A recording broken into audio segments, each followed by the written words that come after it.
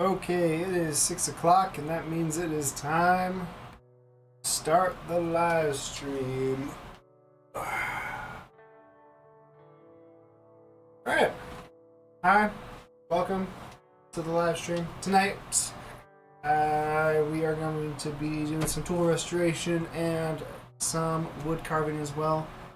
And also, my name is Jacob. This is Afraid Designs and Manzanares Woodworking. Thank you for joining, and let's just get started. Something I haven't mentioned yet, but this background music is from my buddy Jesse, Create or Destroy. It's a local musician out here in the high deserts. Does some really cool vibe type music and just kind of something to listen to in the background. He also does live streams and has a lot of live performances out here in the desert. But I've had that as my background music for a while. Really haven't talked much about it. There it is. Okay, so I'm going to just start with an update from the last live stream. Last time we were taking apart this big old beast of a hand plane. This camera down a bit. This hand plane right here, this Winchester 315, and I let it soak in a vinegar solution, and as you saw maybe in that introductory time breakup video, I had it soaking in a solution called Citrus Strip. Always mumble up that one. But basically the idea of that is that it's supposed to break down any type of paint. They use it as a paint thinner for varnishes, and my hope was that it would take off all the Japanning from this piece. Also, you can see my attempt at making a handle right here didn't go too well. I'm going to talk a bit more about that when I get into the wood carving section, but for now, I'm just going to talk about this piece here.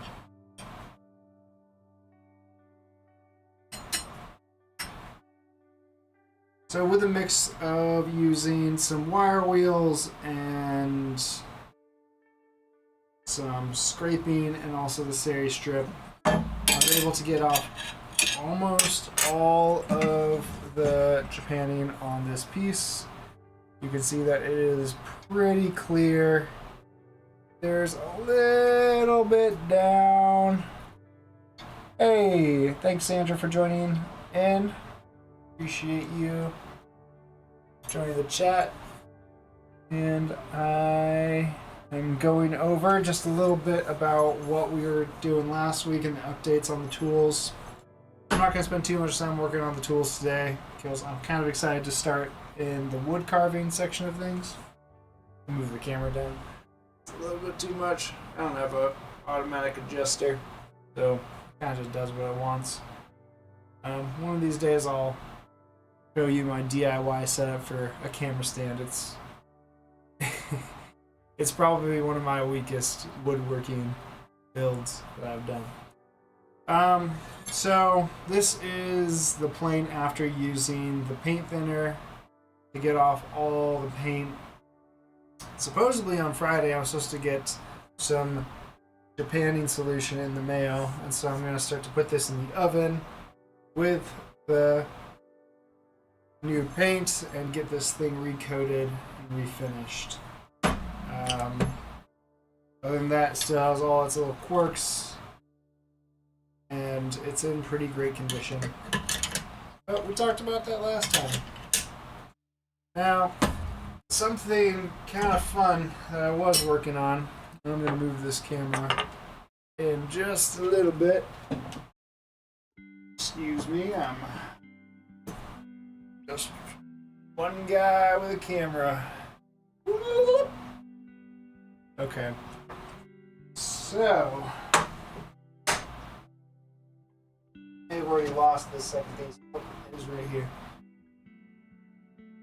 I attempted to build this handle, and in my building the little front of this tote actually just cracked off. Now, it seems maybe intuitive. Giant size. It is, yeah. It's a pretty large one. I don't really think I need a hand plane this size or this heavy. It's a cool collector piece, so I think what I'm going to do with it is just continue to move it forward, refurbish it, see if there's any interest for it online. But it is a pretty hefty hand plane, and I think if I was using this a lot, I would just get exhausted. Yeah, I like my hand planes light because I use them all day. Alright.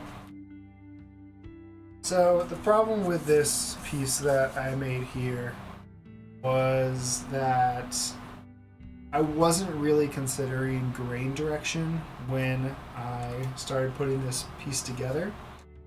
I'll try to angle this a bit more. I'll put this right under there. Yeah. I wasn't really considering grain direction when I put this piece together. And because of that, this tight part right here cracked off. So what's going on? I don't know if you can make it out in the camera. Tracing here.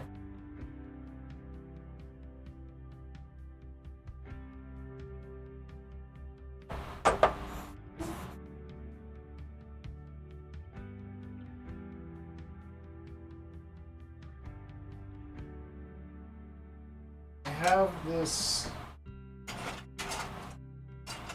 handle, and when I was building it, I built it with the grain direction going across the handle.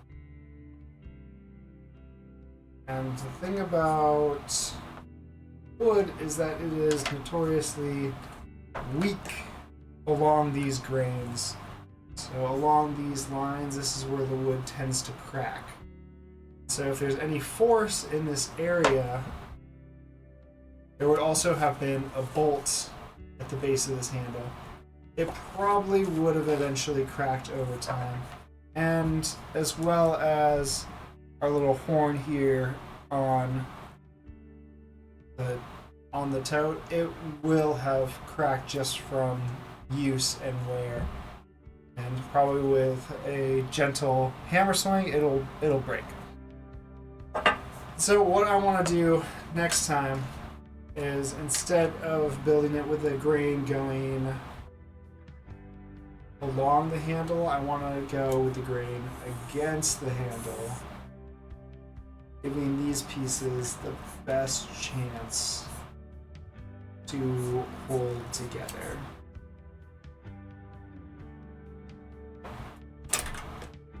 It won't make a hatch pattern like that, but I think the image is clear. It's just a learning, something that I have known, but for whatever reason I blinked when I was building this particular handle. But I was also able to drill a straight hole, which I was actually very surprised about. It took some doing. I don't really have that large of a drill press, so I was only going down about 1.5 inches at a time. But that's my first attempt at a handle. I think it looks pretty okay. And the next one is gonna be better. I'm gonna be using maple to remake the handles on this piece, because I think that it looks nice and it'll also hold up better over time. If anyone has any suggestions of what they would use, if you know anything about making handles, or you know anyone that makes handles for hand planes, let me know. This is generally what it would look like. Probably also this kind of darkness to it after the stain. This has just been outside in the elements for a while. This is just a scrap piece, so it's a little bit sun damaged. But that is the first step. Trying to make a tote, making some mistakes, and then I'll move on to a nicer piece. One that I can really choose the grain direction of. Okay, so that's kind of the update on this tool, our Winchester 315. I'm also going to move on and update about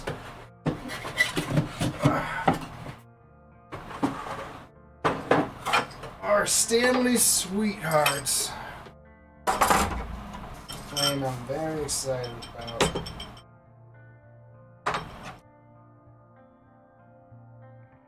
All the pieces are all cleaned up now, and for being a plane that is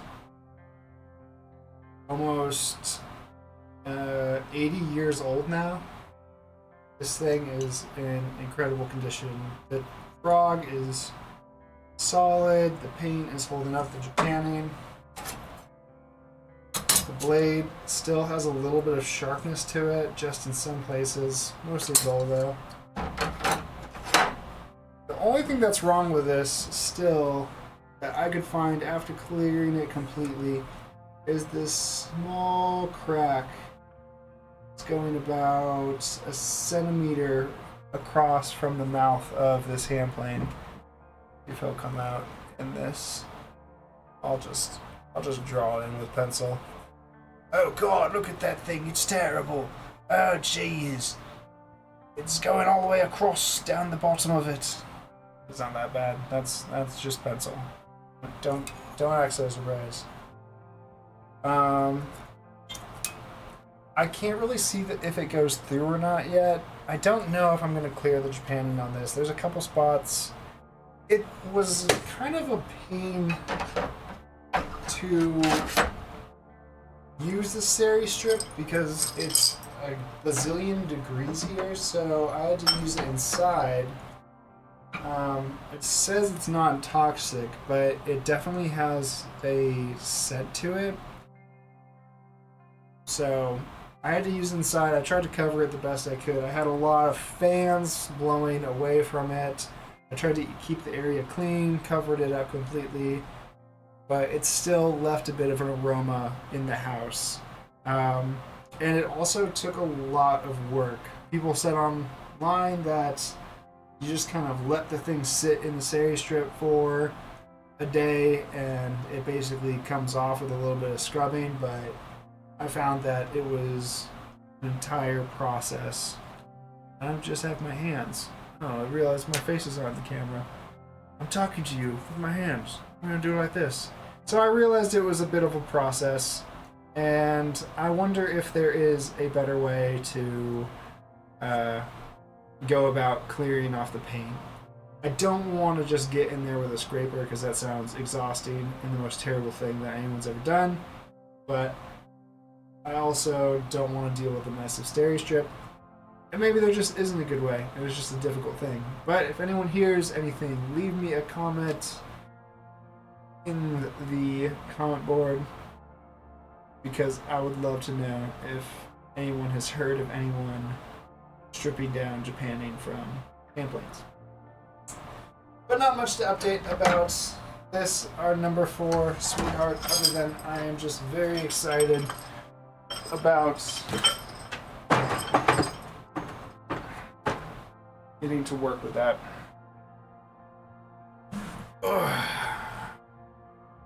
Okay, that's a little bit of an update on where we are at with the hand tools. I haven't had... So, there we go. I haven't had much time to work on the hand tools in the last day. I've been working on other things, trying to get other orders filled. So I really haven't worked much on them, other than an hour working with the seri strip, letting it sit on there and then coming back and scraping it all off. But now we're going to get into the hand carving, because this week is about hand carving, and I am working on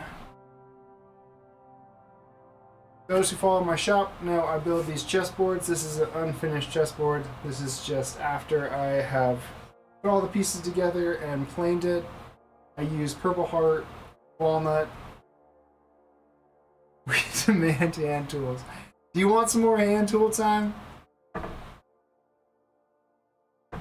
I am nothing but chess pieces. Yes, chess pieces. I'm working on building my own chess pieces. I've been ordering them off Amazon. Partially, it's been something that I've been excited to do, and partially, I sell them online, and it seems like people on Etsy don't read the descriptions of the items, and so I have this is just the chessboard. The chess pieces are not built by me. And then they get it, and they're like, these chess pieces look like they were not built by you. And I'm like, yeah, it's just the chessboard. I include the chess pieces. And so part of it is that I am excited and have wanted to build chess pieces, but I haven't had the knowledge to do so. And part of it is just wanting to get a more complete piece of merchandise to sell, and have in a complete set from the chessboard to the chess pieces that are all built here in my workshop. And so I'm going to move the camera down, and we're going to just start with what I have designed so far. Oh, it's light. That's terrible lighting. How's that? Okay. I'm gonna be right back, actually. Just one. I gotta grab a chess piece.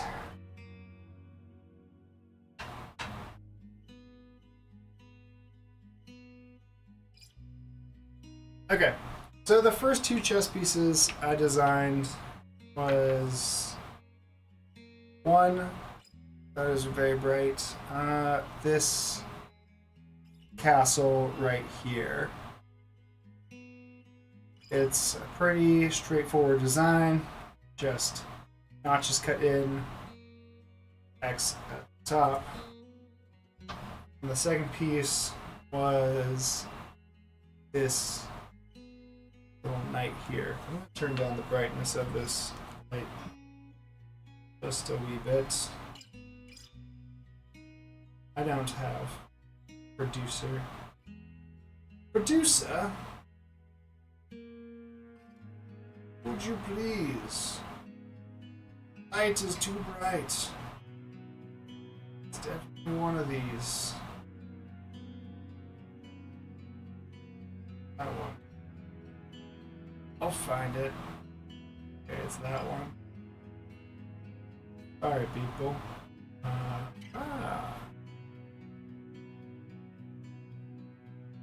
There it is. That's our lighting right there. Okay. So the way I built these chess pieces was I took a small amount of paper and I cut out the designs both in one way and then what it would look like, or from the side view, and then what it would look like from the front view. So I'm going to put another piece right here. Just going to move these up here. So this is what I'm calling a blank for the owl. It is just the 4 cuts to get the basic design before I have started carving it. And its template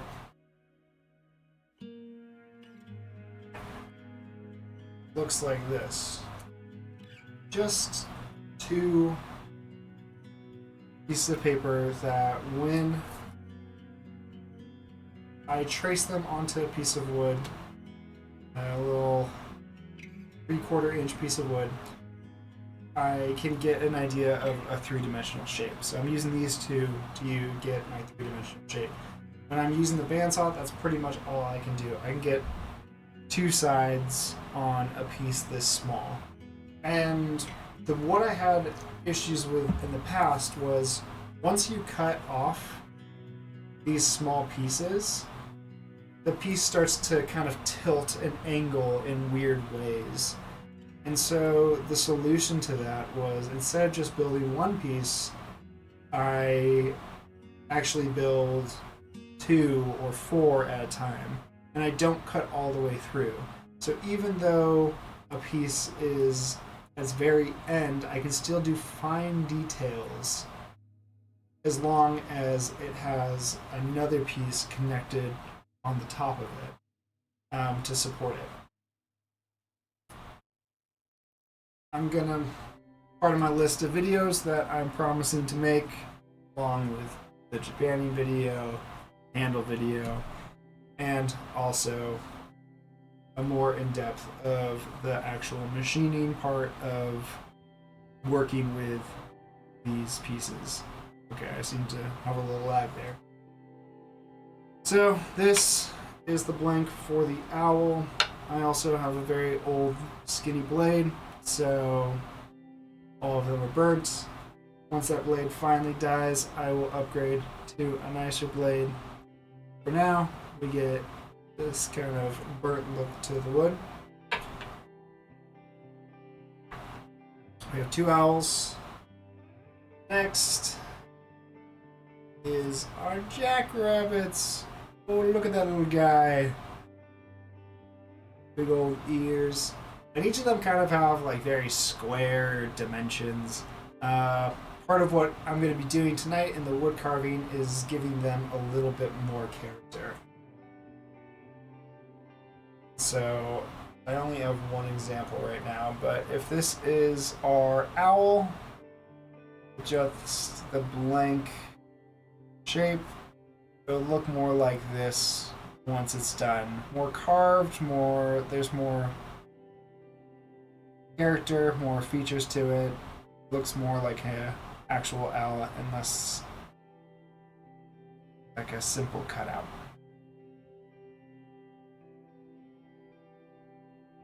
And as per the suggestions of the last video, because I had these ideas of what I wanted these chess pieces to be, our king and queen are the Roadrunner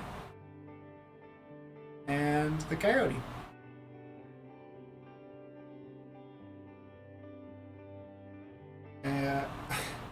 I tried to build a tortoise today. Y'all might actually think this is funny.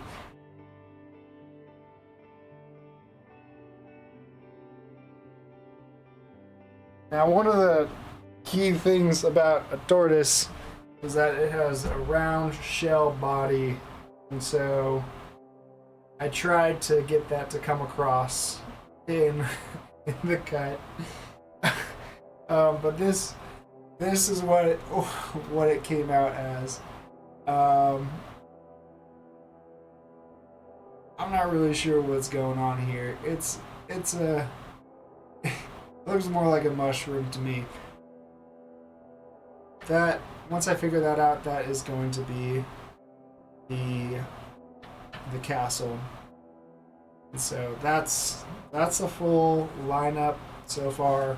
Got the tortoise, jackrabbit, the great horned owl, Roadrunner, coyote, and the pawns. I think I'm gonna just do a yucca.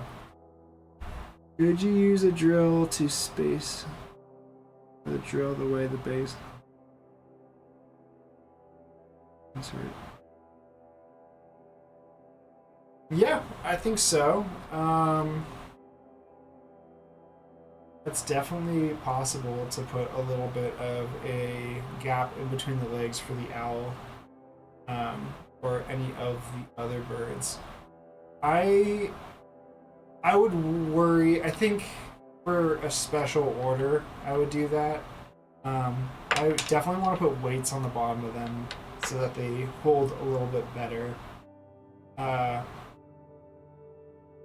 One of my ideas for these chess sets is that I'm going to be bringing them to local coffee shops and trying to kind of market them there. And so I want them to be able to hold up well under some use from the public. So I'm trying to avoid any weak spots that I can. The weakest spot right now I have is ears of the hair. Made one a bit earlier, and while I was trying to carve it, I just cracked it right off. Tortoises could be pawns.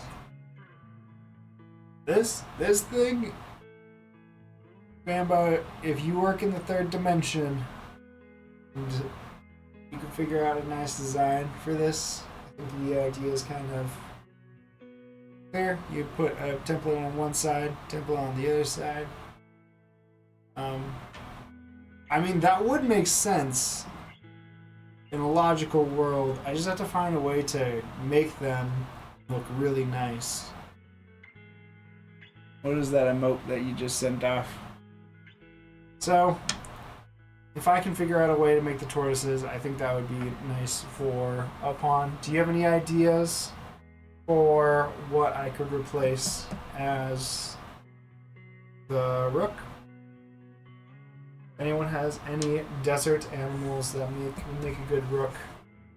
Let me know in comments. Let's see if I can get this camera a little zoomed in here.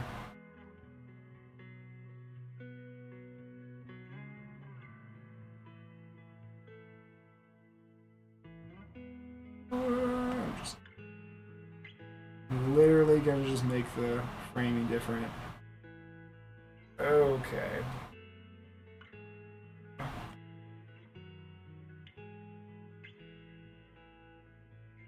Okay. Where am I? This is the spot. I'm gonna go a little farther back. I also tried to do a rattlesnake, and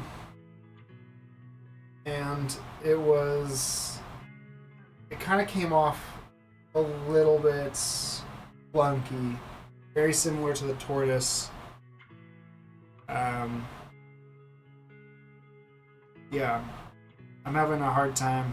There's like these very small shapes. This is only 3/4 of an inch. Okay, well, I'm gonna jump into it. I'm just gonna start the carving. People ponder, but I will try a rattlesnake. In the next video, I will show you however that comes out. I have my carving knife here. It's good. It's sharp. If you know anything about carving, it's kind of notorious that you cut yourself. I don't think I will, because this is not like I'm making any arched cuttings, but your discretion advised. It is definitely a possibility. I want people to be warned if they are uncomfortable with that.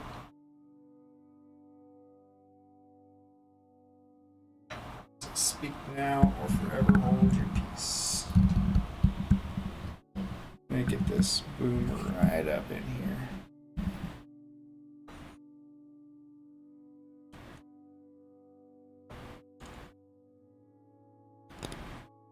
Okay, you let me know if the sound of the knife comes across.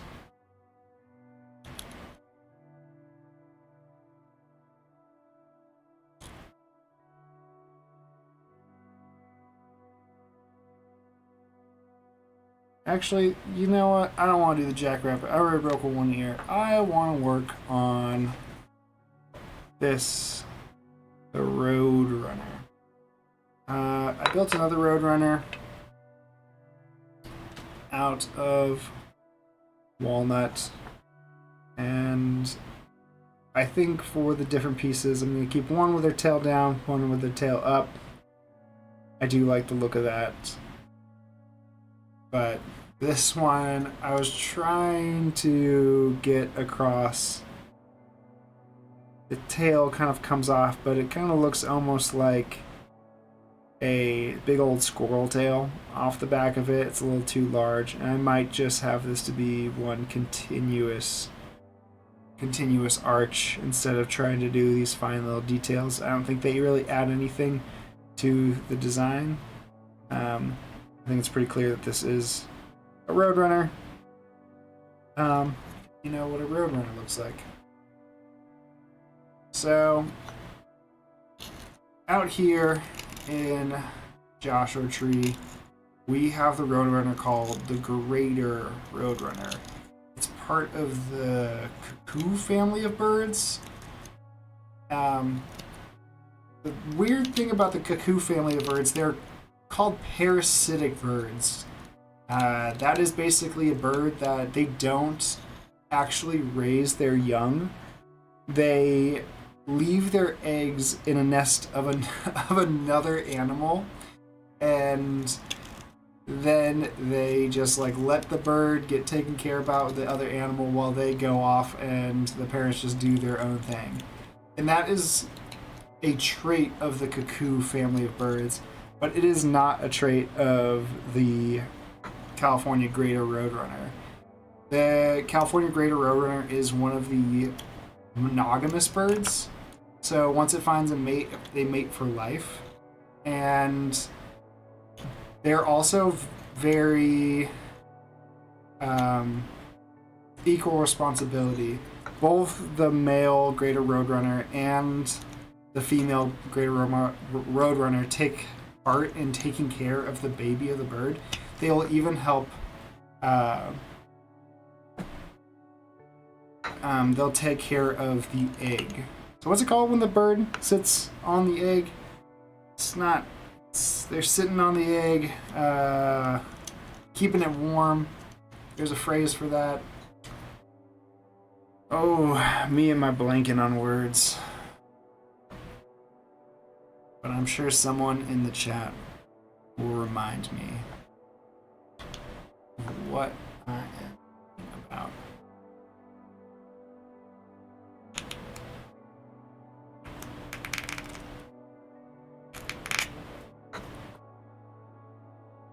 When the time comes. What do they want? I don't know. It's go many different ways. I want to give this bird a little bit of a wing. And so from this point, I'm going to try to arch. Give a little arch down and kind of. Or is that just the house? Nesting. Yeah. Okay. So they both roost, nesting, all that, but they both, the male and the female Roadrunner, both help with the roosting process. And so they'll split off tasks of trying to go get food and supplies for their little house, for their little nest. Yeah, they're pretty cool birds in that way. That once they partner up, they basically share the brunt of the responsibility for their life together. They also, when the male Roadrunner courts the female Roadrunner,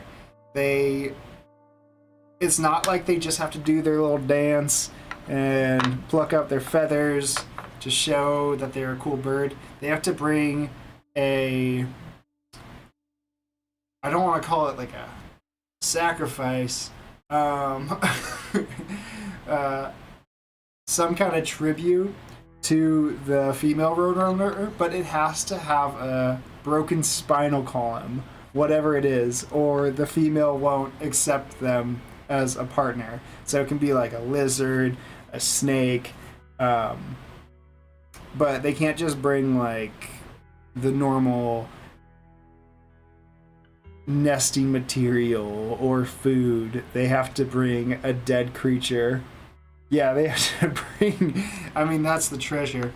But once the male and female link up, they also become hunting partners. And one of their prey is the rattlesnake. I'm sure y'all have heard this before. but roadrunners like to kill rattlesnakes. It's one of their normal meals. And the way that this works is one of them will go up and start to distract the rattlesnake. It'll wave its tail around, start to get the rattlesnake to strike. And once the rattlesnake strikes, the other one is waiting behind the rattlesnake, just hanging out outside of its view. And once the rattlesnake strikes, the one that's waiting will pounce on its neck, grab it with its claws, and then bang its head against a rock until it dies. So they're pretty intense birds. And they work together in teams to hunt whatever they're trying to hunt, which is pretty cool if you ask me. Tasty. Yeah. Also, sorry, I think roadrunners are cool animals. They also eat their prey whole. So if it's just a single one, because a single roadrunner can also take down a rattlesnake. They're typically faster than a rattlesnake, so they don't really get bothered too much by fighting and killing them. So when they eat their rattlesnake, they eat them whole, and so they just let it digest as they're eating. So sometimes they'll get like half a rattlesnake into their stomach, and then they'll just be meerkat. Is that something a meerkat does too?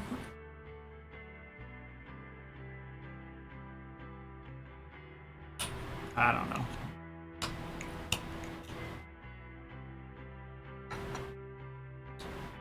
But what they'll do is they'll just let the thing sit in their gullet while they digest it. And then once it's digested, they'll just continue to eat it, but they'll just walk around and do whatever else they gotta do. A meerkat. I don't think I've ever seen a meerkat in Joshua Tree.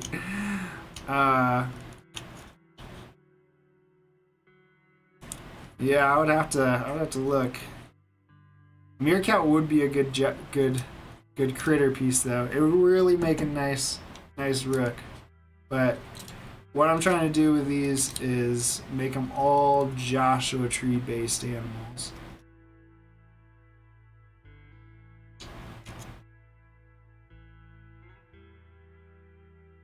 Okay, we're starting to get some shape here. A little bit more curve. I want to get this back to be a little bit tighter.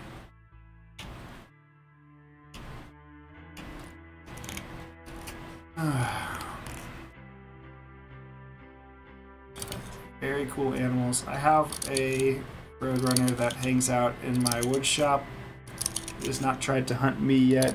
They're hiding from you specifically. The meerkats. So everyone else in Joshua Tree knows about the Joshua Tree meerkats. But me. Dang. I have to talk to somebody.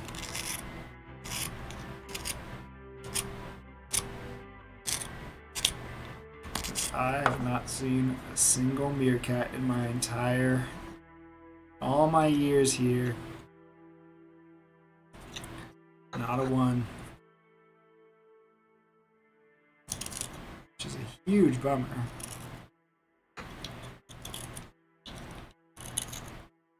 What else? What other fun facts about the...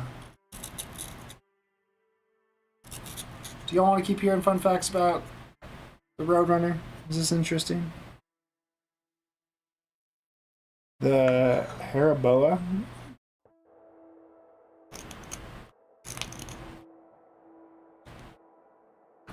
Is that... I don't know what that is. Hey, thanks. Yeah, it's coming along. I think these are going to be very specialized chess sets. Because they do take a while to make. I think they're going to take a while to make. I also don't have the nicest carving tools. I had to kind of dig this one out. I think I got it as a Christmas gift one year, along with a few others, but all the other ones have broken off, or broken, or I've lost them since. And this is the last known survivor. A kangaroo rat! Oh! That's a great idea! Aw. Forgot about the kangaroo rat. They're so cute. Kangaroo rat.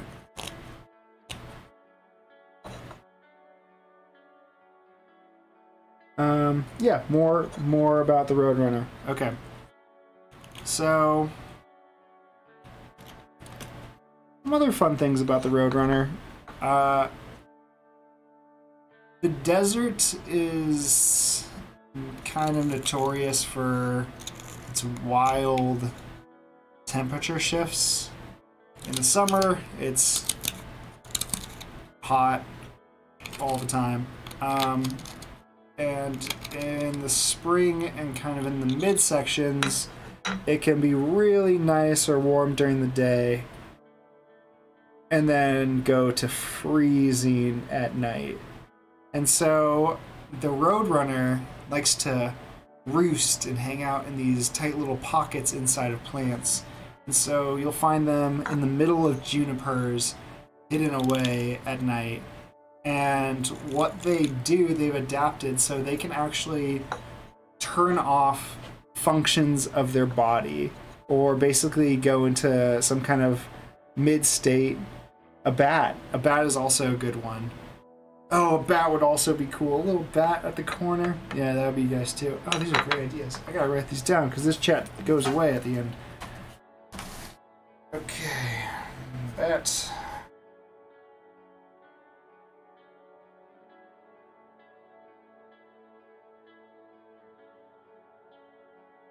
Putting your meerkat on there. I don't believe that's there, but I can't prove you wrong. So they like to hang out in the middle of these junipers, and they can selectively turn off different functions of their body. So brain function, all muscles, bones, and to preserve heat, they'll pretty much put all that energy towards just the life support systems. So they'll kind of go into a catatonic state, and that will allow their body just to heat one part of their body while the rest is just on that life support until the morning. And then they'll turn their legs back on and they'll waddle out into the sun, and they will turn their back towards the sun, and they will open up all the feathers on their back, exposing their skin, and pretty much just like little vents. All their back will just open up, and it'll expose their skin to the sun, and they'll let that heat up till all their functions start to come back online. So they've adapted well to this desert climate. Crafty little guys.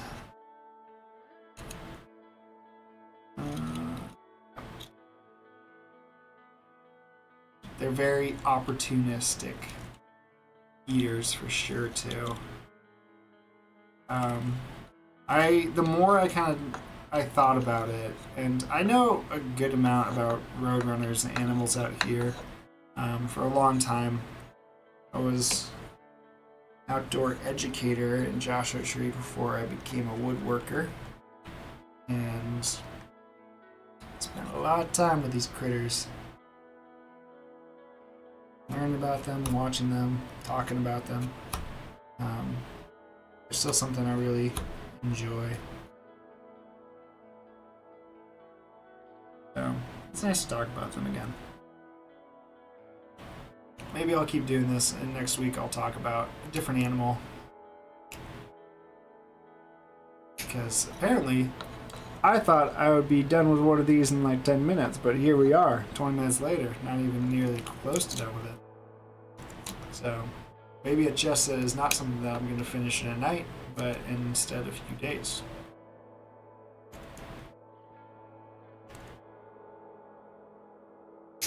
They're also a very fast bird. And I'm sure someone has Googled how fast they are.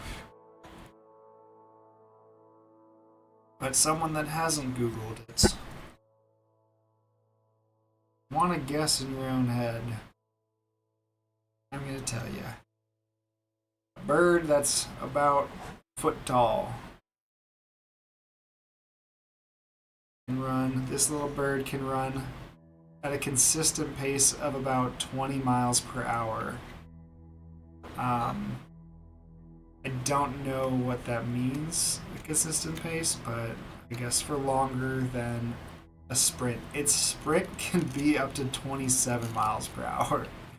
So when it's just running around 100 miles per hour, oh,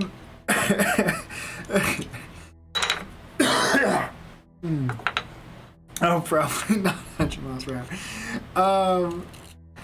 A while back, I was just making guesses with some of my friends about how fast different animals go, and I started thinking about like what would be a fast animal, something that's always moving, and we thought about like the whale, the just the big old blue whale. And I thought like a blue whale would be able to go, I don't know, 20 miles per hour at its like normal pace. It's like those things are the size of a few school buses with a large tail. I imagine it can go pretty fast.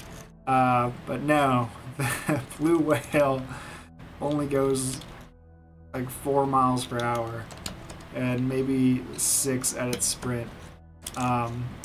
So in a race, this bird would definitely beat a blue whale. That's kind of a tangent, which doesn't really have to do with anything, but here we are. That's where my mind went.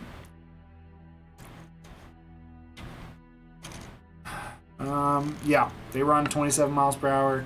They got these tiny little legs, and so they're not tiny. They're like pretty long. This is not their legs. I was trying to get the legs to be right here on this cut, but I think their legs are about 8 inches long. They're huge legs, and I think in a second they can move their legs 30 times. So 30 strides in a second. I don't know how many of you are runners out there, but if you could move your legs consistently 30 full strides in a second, you'd probably be some of the best runners in the world.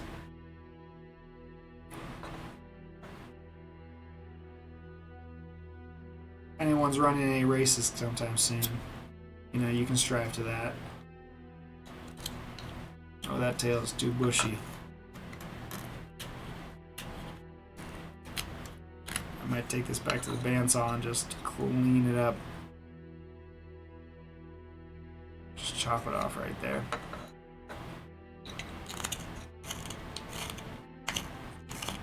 I'm just gonna take this, kind of carve away some of this burnt pieces.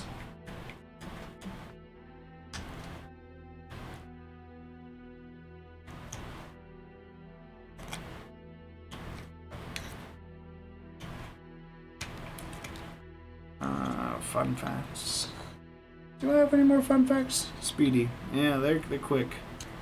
Oh, they can actually fly too. So they aren't the fastest bird, because the fastest bird is the ostrich. But they are the fastest bird of flight on the ground. Which maybe doesn't hold that much of a title, but I think if they were the size of an ostrich, they would be able to probably outpace the ostrich.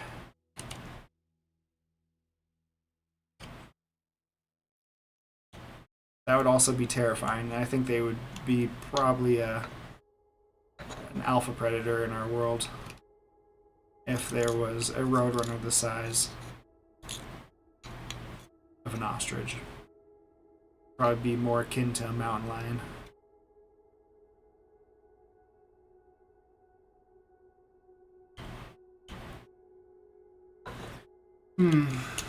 Okay, we're getting a little bit closer.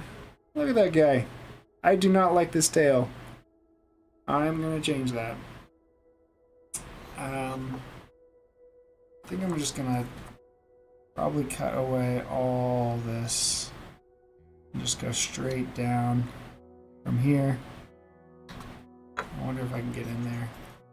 This knife. Without cracking anything off. Or cutting my finger off. Both would be bad, I think. Or cut my finger off. Knock on wood. Let's see, that might... I do not have a chisel over here. Alright, that'll be a later dater. Well.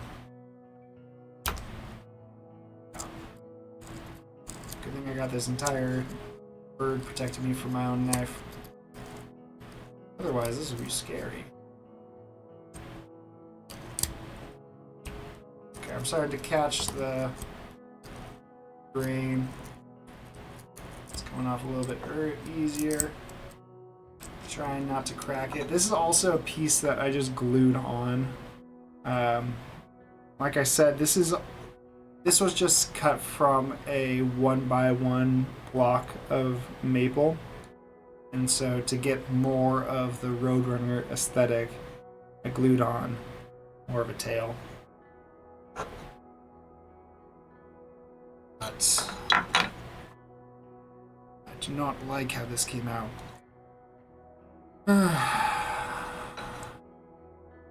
I'll have to change it next time. Next time we do fun facts about animals and wood carving. I really thought this episode would be a lot less talking, but I guess I like the sound of my own voice. So here we are. Still talking. Yeah.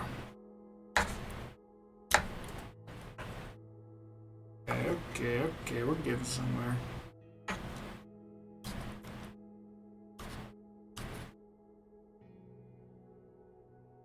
Alright, I'm starting to see a bit of a design here. Head a little bit.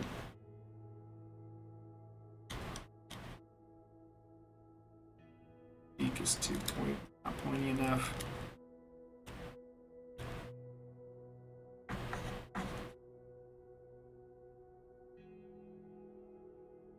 No, I'm not in frame, sorry. It's so sucked into the process of building.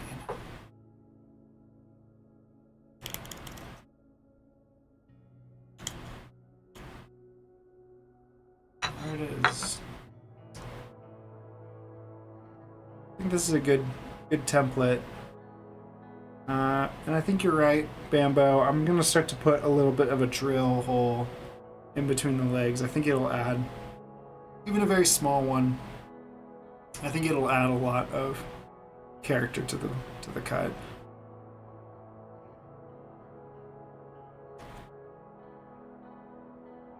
There it is. A little Roadrunner.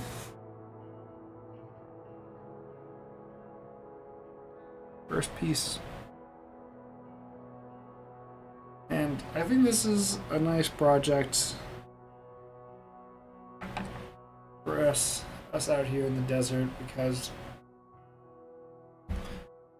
I'm realizing that I'm cooking myself alive out in that garage, and so having something that keeps me cool inside also doing the woodwork that I love to do. Not that I don't love talking about tools, but getting to carve and use chisels and create shape out of material is really what drove me into woodworking in the first place. And so getting more time to be able to do that and talk about that and share that process, I think, is more in line with what I'm trying to do. Not that I'm going to give up tool time, because I also think that's very interesting, but I think this feels more authentic with what I am doing out here, what I want to share. So that's that. This is my chunky coyote. It got one little bad ear. Got that one a little too short. Definitely got a little, looks more golden retriever-y than anything. I'll work on him a bit later too. Talk about this here jackrabbit. It's kind of cool the adaptations that different animals have to the desert. How each of them has adjusted.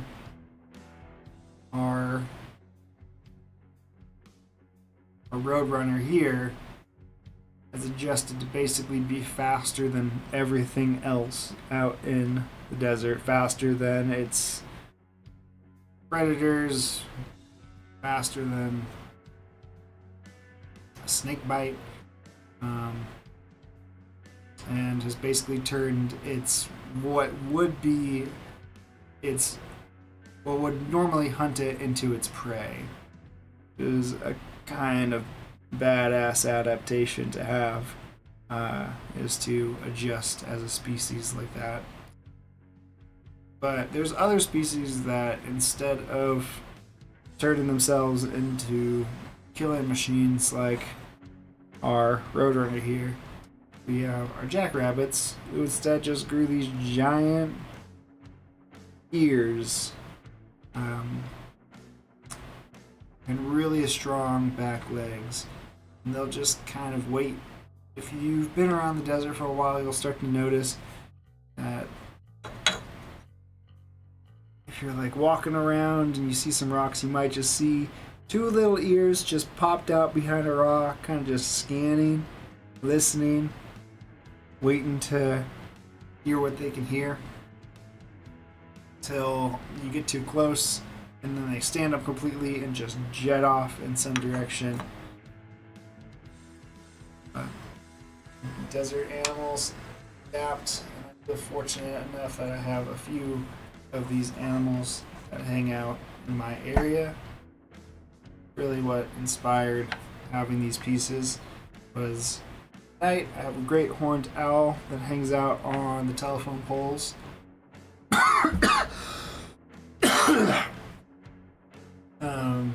Keeping the rodents at bay. There's this tiny little baby jackrabbit that hangs out in the wood shop and likes to nap underneath my truck. I have a roadrunner that likes to hang out in the backyard and often seems sitting on the roof. And then just down the street we have a pack of coyotes that you can often see wandering around. They don't really come over a few blocks down, but at night they're all over the place. So these four animals in particular I see a lot of out here in the desert. And now I'm going to make them into chess pieces. Hopefully share a bit more about these animals. Maybe I'll even add some fun facts as I sell these boards. Some educational pieces of why these animals are so important and what makes them so special. Alright, we're moving this camera away from chess pieces. All the way up here. Oh my god, I'm so zoomed in. This is terrible. Who's done this? And I'm going over to the corner. Yeah, this camera doesn't have a zoom function, so instead I've just taken the image that the camera is making and I cropped it so it fits more.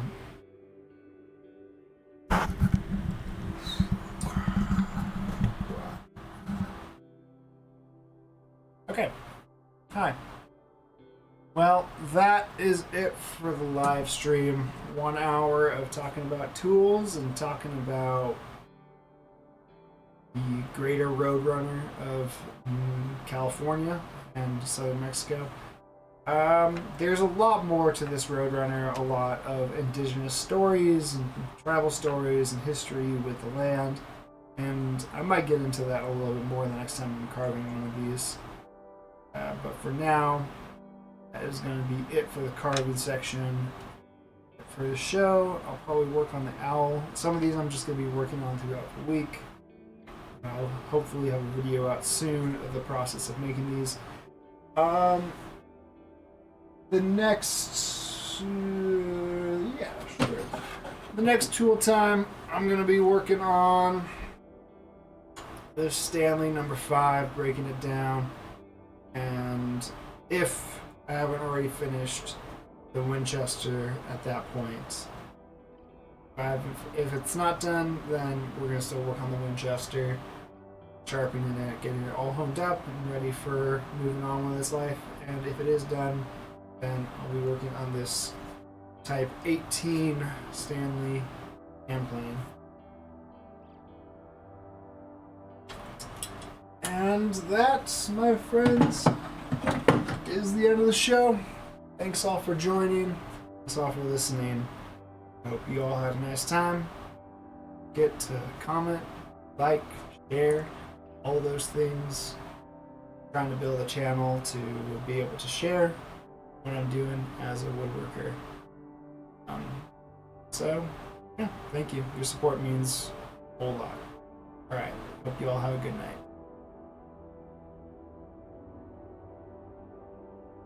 And because there's a lag, I'm not going to stop streaming right away.